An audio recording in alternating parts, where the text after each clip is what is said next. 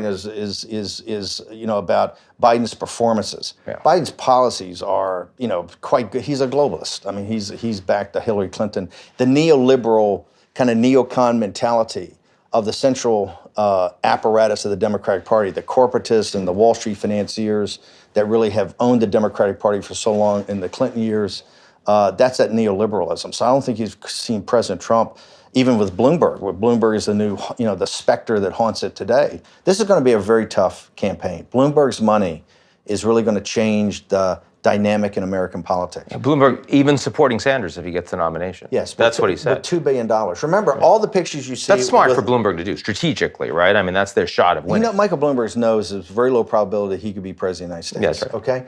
But requires a brokered convention, basically. He's looking for something bigger than that. He's going to do a leverage buyout of the Democratic Party. He's going to put $2 billion or more. Forbes just said the other day he's worth $71 billion, right? When this started, he was worth like 58. Okay, so he's going to put unlimited amount of money to work to defeat Trump. He's going to let off a money thermonuclear weapon on Super Tuesday that's going to shatter this primary, and you're going to have a brokered convention. If Sanders were to get the nomination, would the right strategy for Trump be to go after Sanders as a socialist, or would the right strategy be to go after Sanders and Bloomberg as globalists that are bought by the big money? He's going to go after, he definitely should go after the oligarch that wants to be the overlord of the Democratic Party and the White House, which is Michael Bloomberg, and whatever instrument they put up. If it's Bernie Sanders, there's going to be some kind of crazy left-wing socialism. If it's a centrist like Hillary Clinton, which I think eventually will be, right? Because they'll see her as the most controllable and safest bet to take on Trump.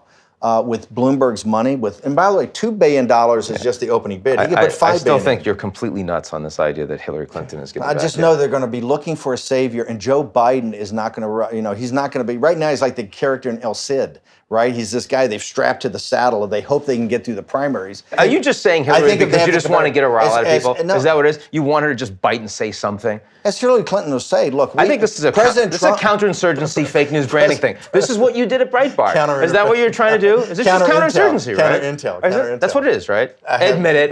Admit it. No, this is what you're good at. I know it. Do you like the fact that fake news has become such a big deal in this country? You know what's so amazing? Do you like it? Do you like it? Vladimir Putin says this, right? That there is no such thing as truth. The mainstream media put themselves into this situation.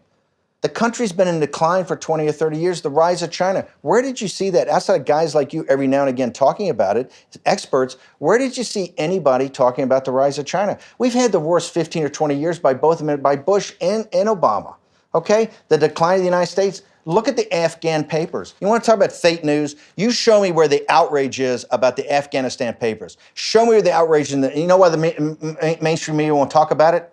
Because they're complicit. And that's where they want to walk away from it. So don't talk to me about some blogger and fake news. It's total.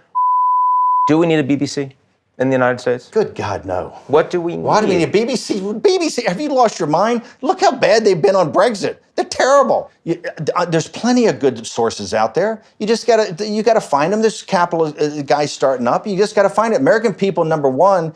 It's also upon the American people who have responsibility of citizenship. This is why I love the AOCs of the world. I love the fact she's doing her nightly cooking show and talking about civics, the kids who don't get civics lessons anymore. Yeah. I don't dig her policies. Disagree with the policies. I like the approach. The Republicans and the populists need more of that. We need fewer lawyers. But you want to talk about the fake news?